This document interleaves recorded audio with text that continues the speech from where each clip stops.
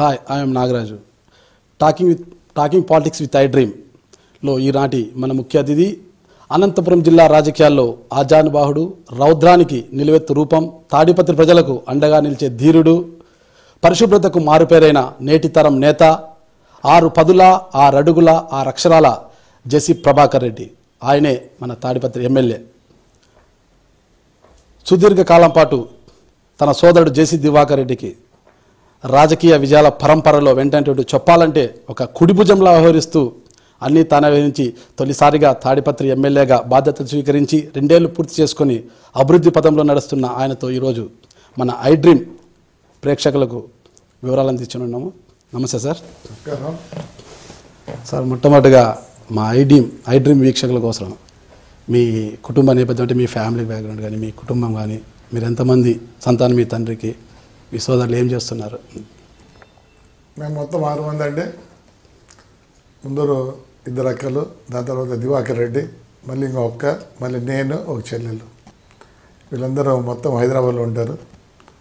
నేను మా అన్న మటుకు ఇంకా ఇద్దరం ఒకటే కుటుంబము.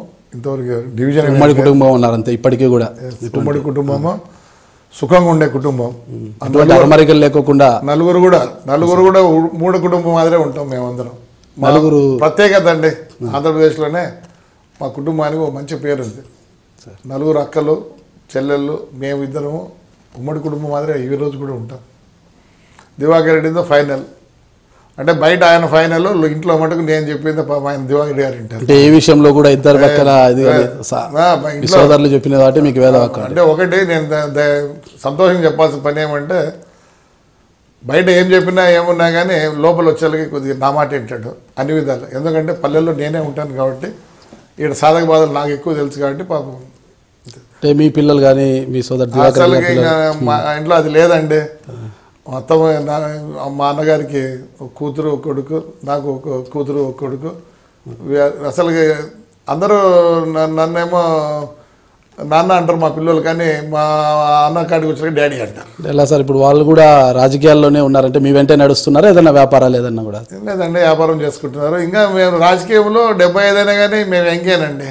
అంత రాజకీయ నాయకులకు 75 అయినా 20 అయినా కానీ ఎంగే. ఇప్పటికీ మీరు యంగ్స్టర్గా అదే ఉత్సాహంతోనే అదే జీవితంతోనే ముందుకు. ఎందుకంటే అసలు నేనే ఆశ్చర్యపోయాను. ఇప్పుడు మీకు 63 ఏళ్ళు నిన్న రోజు నేను విన్నదానే నేను ఆశ్చర్యపోయాను అన్నమాట. 64 అండి, 64 ఏళ్ళు ఆశ్చర్యపోయాను. 64 వచ్చాయి. నేను ఒక 55 అలా ఉంటాయి అనుకున్నాను, బట్ 64 ఏళ్ళకి నేను కూడా ఆశ్చర్యపోయాను. అంటే ఇప్పుడు వ్యాపారాలంతా, ఇప్పుడు రాజకీయం అంటే ఎంపీగా ఉన్నారు, మీరు ఎమ్మెల్యేగా ఉన్నారు, అంటే వ్యాపారాలు తీసుకుంటే అంతా కలిసికట్టుగా చేస్తున్నారు అంటే మిగతా విదేశాల్లో కూడా మీకు మైనింగ్లు ఉన్నాయి? ఊరికి విదేశంలో మైనింగ్ ఉంది కానీ అప్ టు మార్క్ లేదు, ప్రాబ్లమ్స్ ఉన్నాయి.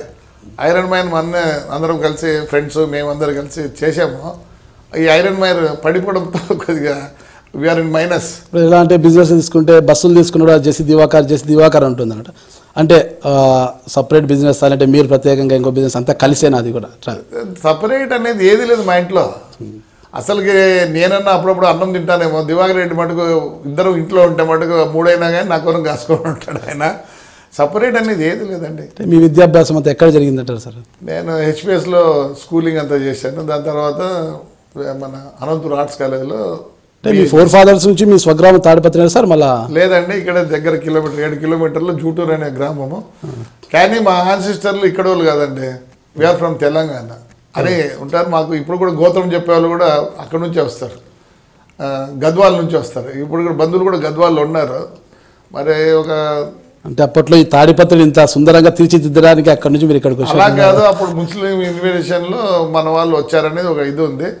బంధుత్వం అయితే ఇప్పుడు కూడా ఉంది, గద్వాల్లో బంధుత్వం ఉంది. మా గోత్రాలు చెప్పేవాళ్ళు ఇప్పుడు కూడా అక్కడి నుంచి వస్తారు. జూటూరు నుంచి మీరు ఎందుకు ఇక్కడికి వచ్చానట్లు? My father was a Gandhian principles అండి. ఆయన ఫ్రీడమ్ ఫైటర్. 47లో ముందు కూడా జైల్లో ఉన్నాడు. అప్పుడు మా అమ్మకు లెటర్లు రాసినాడు, ఉన్నాయి లెటర్లు కూడా. వద్దు, అక్కడ ఉండొద్దు, నువ్వు వచ్చే తాడిపత్రిలో ఉండాలా అనేది ఒకటి ఆయనకు. ఎందుకంటే ఆ పల్లెల్లో ఉండే ఫ్రాక్షన్లు అవన్నీ పిల్లలకు అందరికీ వండకూడదనే ఉద్దేశంతో ఆయన 43లో బస్సులు పెట్టాడు, ఫస్ట్ బొగ్గుల బస్సులు. కానీ దాని తర్వాత స్టాప్ చేసి జైలు పోవాల్సి వచ్చింది ఫ్రీడమ్ ఫైటర్గా. 47లో ఈ started his business again as a coal bus operator. అప్పుడు నుంచి ఇక్కడ స్థిరపడిపోయినారు. అంటే ఫస్ట్ భయపడుతూ మీకు సహకరిస్తున్నారా లేకపోతే వాళ్ళు ఫస్ట్లో భయమే, ఫస్ట్లో భయం ఉన్నింది. I created like that. కానీ ఈరోజు నేను చెప్పింది వాళ్ళు ఒకటే ఆలోచిస్తారు, ఓహో ప్రభాకర్ రెడ్డి చెప్తున్నా అంటే ఇది మన మంచి కోసరం అనేది ఒకటి వాళ్ళు వచ్చేసింది. అందుకని ఇప్పుడు ఫియర్ లేదు. నేను అసలుకి ఎలా ఉంటానంటే వీఆర్ లైక్ ఫ్రెండ్స్, ఒక ఫ్యామిలీ అండి. తాడేపత్రి అంటే ఒక ఫ్యామిలీ. ఒక రూల్ వచ్చిందంటే దాని ప్రకారం అందరూ ఫాలో అవుతారు.